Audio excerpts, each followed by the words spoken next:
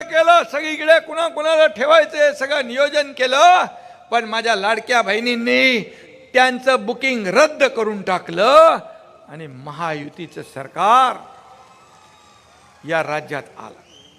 आणि म्हणून लाडक्या बहिणी, लाडके भाऊ, लाडके शेतकरी यांच्यासाठी ज्या ज्या योजना आम्ही केल्यात, लाडकी बहीण योजना ही सुपरहिट झाली. माझ्या लाडक्या बहिणीच्या खात्यात 1500 रुपये.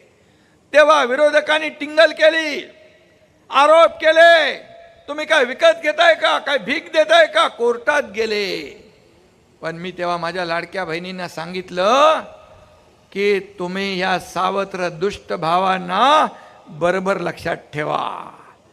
निवडणुकीमध्ये ज्यांनी या योजनेमध्ये खोडा घातला होता, त्या निवडणुकीमध्ये तुम्ही त्यांना चांगला कोल्हापुरी जोडा दाखवला आणि चारी मुंड्या चित झाले. महायुतीचं सरकार आलं. आज टीम आमची तीच आहे. देवेंद्रजी, मी आणि अजित दादा आम्ही काम करतो. आता आमची जबाबदारी आणखी वाढली आहे. पद वर खाली होत असतं, परंतु आपलं जे काही नाळ सर्वसामान्य लोकांची जुळली आहे ती कधी तुटू शकत नाही. मी जेव्हा चीफ मिनिस्टर, मुख्यमंत्री होतो तेव्हा लोक म्हणायचे सीएम म्हणजे चीफ मिनिस्टर, मी म्हणायचो सीएम म्हणजे कॉमन मॅन. देवेंद्रजी आता मुख्यमंत्री आहेत, मी डीसीएम आहे.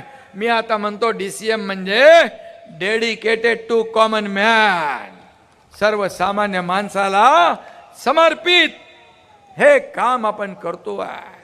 आणि म्हणून ज्या सोन्याचा चमचा घेऊन आलेल्या जन्माला त्यांना 1500 रुपयाची काय किंमत कळणार.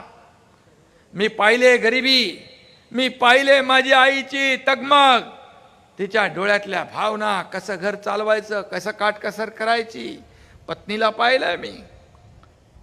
आणि म्हणून जेव्हा मुख्यमंत्री झाल्यानंतर अजितदादा आणि देवेंद्रजींना सांगितलं की यामध्ये सर्वसामान्यांचं सरकार आपण म्हणतो, मग सर्वसामान्यांच्या जीवनामध्ये आपण बदल घडवणाऱ्या योजना आणल्या पाहिजे.